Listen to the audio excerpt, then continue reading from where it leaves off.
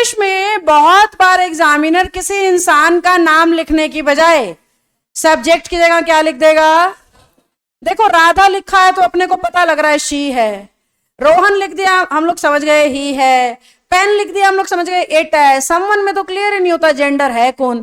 तो ऐसे बड़े सारे शब्द हैं जो आपको कंफ्यूज करने के लिए इस्तेमाल किए जाते हैं। समवन के अलावा somebody, no one nobody, anyone anybody,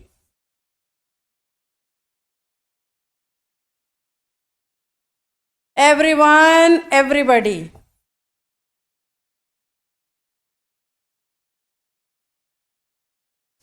ऐसे ही समथिंग नथिंग वाले अलग लिखती हूं, उस पर रूल अलग है। समथिंग आता है, नथिंग आता है,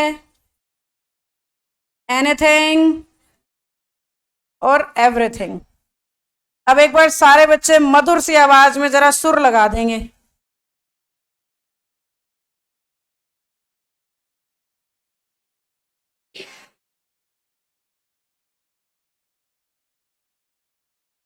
कुछ लोगों ने मेरी शक्ल और नजर मिलने के बाद बोलना शुरू किया, तो वंस मोर।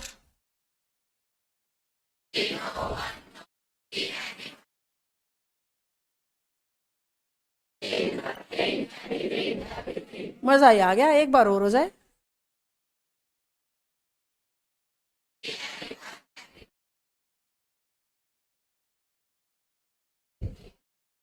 कुछ बच्चे अभी भी ऐसे हैं जो बोल नहीं रहे हैं, मुझसे नजर मिलती है तो नजर झुका लेते हैं पर बोलते नहीं हैं। तो मैं बहुत बार एक सिंपल सी बात कहती हूँ, इंग्लिश बेशर्मों की भाषा है, शर्मीला आदमी सीख ही नहीं सकता। शर्माते रहो, इंग्लिश आएगी ही नहीं। जब तक बोलने की हिम्मत नहीं है, कहने की हिम्मत नहीं है, जबान से निकालने की हिम्मत नहीं है, आप शर्मीले बने रहोगे। और शर्म वाले लोगों के फूटे कर्म होते हैं। हंस रहे हो? फैक्ट बता रही हूं मैं। तो मैच्योर हो जाओ, बोल्ड हो जाओ, कॉन्फिडेंट हो जाओ और इंग्लिश मुंह से निकालना शुरू करो। तुम लोग लड़ाकू भी हो पर गलत चीजों के लिए, सही चीजों के लिए लड़ाकू भी नहीं हो। फोन खोस लो, न्यू कुकर मेरा फोन है, तब तो ऐसे खूंखार वाली हरियाणवी आवाज यूं निकलेगी तुम्हारी फट से। और कोई अच्छी बात होएगी तो छोड़ देने यार, फिर देख लेंगे। You people react like that, तो ट्राई टू बी बैलेंस। चलिए, अब ये सारे शब्द मैंने इतनी बार क्यों पढ़वाए हैं? क्योंकि इन पे डबल डबल रूल लगता है। अभी आप समझ जाओगे कैसे। पहली बात तो ये समझ लो कि ये सारे शब्द क्योंकि हमें मेल या फीमेल में से किसी की भी तरफ इशारा नहीं करते, तो इंग्लिश ने दोनों मान लिए। इन सब का टैग में सब्जेक्ट बनता है दे, ना ही, ना शी, ना इट। एग्जामिनर ने, इंग्लिश ने ये मान लिया भाई सारों की ये बात मान लेंगे हम तो संबंध में, तो उस लॉजिक से टैग क्या बना दिया? दे। जबकि समथिंग में तो क्लियर हो रहा है कोई नॉन लिविंग सिंगुलर चीज है, इसलिए इट। अब इसमें डबल रूल कैसे लगता है मैम? बोर्ड पे देखो, मैंने कहा समवन इज कॉलिंग मी, पढ़ना सेंटेंस क्या है? मैंने आपको ये सिखाया भाई समवन के लिए ना क्या लगा देना। अब अपनी बुद्धि से ये पता लगाना है कि समवन इंग्लिश में सिंगुलर होता है पर दे प्लूरल होता है। ये पहली गलती है जो बच्चे करते हैं।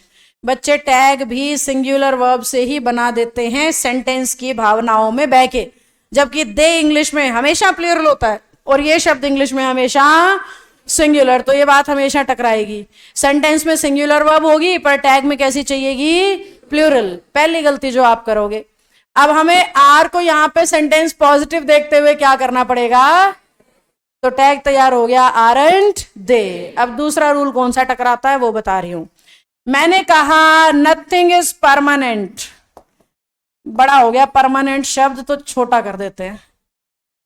नथिंग इज फिक्स्ड, फिक्स्ड होना चाहिए, ग्रामेटिकल एरर हो जाएगा। Nothing is fixed. अब अपने को सेंटेंस में नथिंग दिख रहा है, वहां से हम समझ गए भाई टैग तो किससे बनेगा? दूसरी बात ये ध्यान रखनी है कि नथिंग नेगेटिव भी तो होता है, तो टैग कैसा बनेगा? बस ये दूसरा रूल है जो कई बार बीच में अटक जाता है, नेगेटिव वाला। नो वन भी नेगेटिव में था, याद है आपको? नो वन नोबडी पे डबल रूल और नथिंग पे भी डबल रूल। ये वाला रूल तो लगेगा ही लगेगा, साथ में नेगेटिव वाला लगेगा, और इनके केस में तो तीसरा वर्ब वाला रूल भी याद रखना है। तो तीन तीन रूल जब टकराते हैं तो बच्चा कहीं ना कहीं कंफ्यूज हो जाता है और गलती कराता है। तो आपने ध्यान देना है भाई, सेंटेंस में वर्ब सिंगुलर मिलेगी पर टैग में प्लूरल करनी है। समवन का सब्जेक्ट दे होगा, समथिंग का सब्जेक्ट इट होगा, नथिंग, नो वन और नोबडी नेगेटिव माने गए हैं तो उनका टैग हमेशा पॉजिटिव भी होगा, और सब्जेक्ट वाली बात भी याद रखनी है। रख लोगे सभी? श्योर? क्वेश्चन पे आते हैं। Niharika is saying repeat. Question में सारा अपने आप रिपीट हो जाएगा।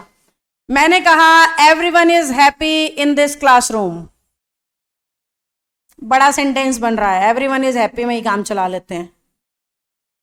आई एम अ बिट आलसी प्राणी इन सम मैटर्स, क्या लिखा है? Everyone is. अब अपने को एवरीवन देखते ही टैग में क्या लगाना है? बात नंबर 1। अब एवरीवन सिंगुलर है पर दे हमेशा, तो यहां आर लगाना पड़ेगा।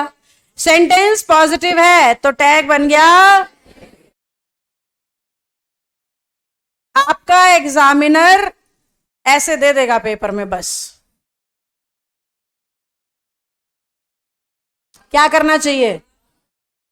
बस ऐसे एरर आते हैं तुम्हारे पेपर में। वो लिखेगा नो वन इज हैप्पी और टैग होगा आरंट दे, तुमने कहना आरंट दे गलत है भाई, सही आंसर होगा आर दे, क्योंकि नो वन तो सेंटेंस को नेगेटिव करता है, यानी कि टैग बनेगा पॉजिटिव।